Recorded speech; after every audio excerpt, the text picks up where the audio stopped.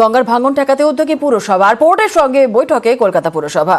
গঙ্গার দুপারে ঘাট সংস্কার নিয়ে কথা, যদিও গঙ্গার ড্রেজিং নিয়ে দায় এড়ালো পোর্ট।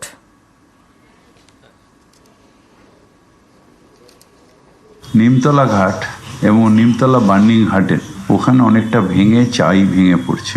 মায়ের ঘাট থেকে নিয়ে এ পাশে যতগুলো ঘাট তার তলায় মাটি সরে যাচ্ছে, অর্থাৎ ঘাটগুলো ঝুলছে। এইটা নিয়ে আমরা পোর্ট ট্রাস্টের সাথে কথা বলবার জন্য ডেকেছিলাম। ওরা রাজি হয়েছে শোর প্রোটেকশন দিয়ে এই ঘাটগুলোকে রেডি করা। হাওড়া ব্রিজ অনওয়ার্ডস যে ঘাটগুলো আছে এগুলোকেও রক্ষণাবেক্ষণ করার জন্য পোর্ট ট্রাস্ট রাজি হয়েছে। খাল দখল করে বেআইনি নির্মাণ, কালভার্ট তৈরির চেষ্টার এই নিয়েই সাঁকরাইলের গ্রামে ক্ষোভ। কাজ বন্ধ করে দিলেন বাসিন্দারা। এই অভিযোগে এই বেআইনি কাজের অনুমতি দিয়েছেন খোদ পঞ্চায়েত প্রধান, তিনি সাফাইও দিয়েছেন। হাওড়ার সাঁকরাইলের মাসিলা গ্রাম পঞ্চায়েত, এখানকার পশ্চিমপাড়া এলাকায় গাঁ ঘেঁষে বয়ে গিয়েছে খাল। এলাকার জল নিকাশির বড় ভরসা। এই খালের উপরে বেআইনিভাবে কালভার্ট তৈরির চেষ্টার অভিযোগ। এই নিয়েই ক্ষুব্ধ স্থানীয়রা। যারা এই জায়গাটা কিনেছে তারা এখানে বেআইনিভাবে পোল করতে চাইছে। মধ্যিখান দিয়ে এখানে আমাদের ঠাকুর মন্দির ছিল, ঠাকুর মন্দিরটা ভেঙে দিয়ে ওনারা পোল করতে চাইছে, 8 ফুটের পোল করতে চাইছে।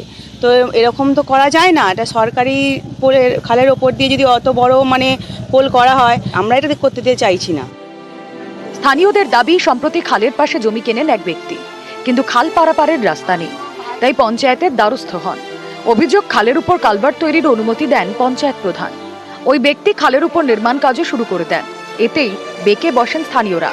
তাদের দাবি, এর জেরে নিকাশি ব্যবস্থা ভেঙে পড়বে, বর্ষায় দুর্ভোগ বাড়বে। এই নিয়েই শুরু হয় বিক্ষোভ, বন্ধ করে দেওয়া হয় নির্মাণ কাজ। মাসলা অঞ্চল থেকে যে পরিষ্কার করছে না, উল্টে খালটা বোঝাবার চেষ্টা করছে মাসলা অঞ্চলের প্রধান। এবার বিষয়টা হচ্ছে, একটা পোল করতে গেলে বা 2 কাটা থেকে 4 কাটা যে যা ব্যক্তিগতভাবে পোল করলে কিন্তু খাল থাকবে না। করুক, ও কাঠের পোল করুক, আমাদের কোনো সমস্যা নেই, কিন্তু কংক্রিটের পোল হবে না। কালটা বন্ধ ছিল, গত রবিবারে আবার ওর সাইডে করছে। বিএলআর আড়াই অফিসকে কনফার্ম করেছেন বিডিও সাহেব, এবং আমরা পিটিশন দিয়েছি। এখানকার মানুষজনই কিন্তু পিটিশন আমাদের হাতে তুলে দিয়েছেন। মোমেন্টও বন্ধ করেছি এবং অফিসিয়ালি বিএলআরও, বিডিও, সেচ দপ্তর, ডিএম সমস্ত জায়গায় আমরা কপি করেছি। ওটা সরকারি আমাদের পঞ্চায়েতি খাল। আমার কাছে এসেছিল ওই ভদ্রলোক ক্যালভার্ট করার জন্য।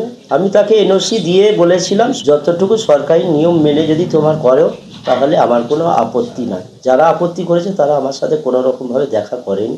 বিষয়টা খাল বোঝানোটা বড় কথা, বড় বিষয় হয়ে দাঁড়ায়নি। এখন বিষয়টা হয়ে দাঁড়িয়েছে কে ওই সামনে কার ফোনটা কার দখলে থাকবে। হাওড়া থেকে দেবাশিস চক্রবর্তী, নিউজ 18 বাংলা।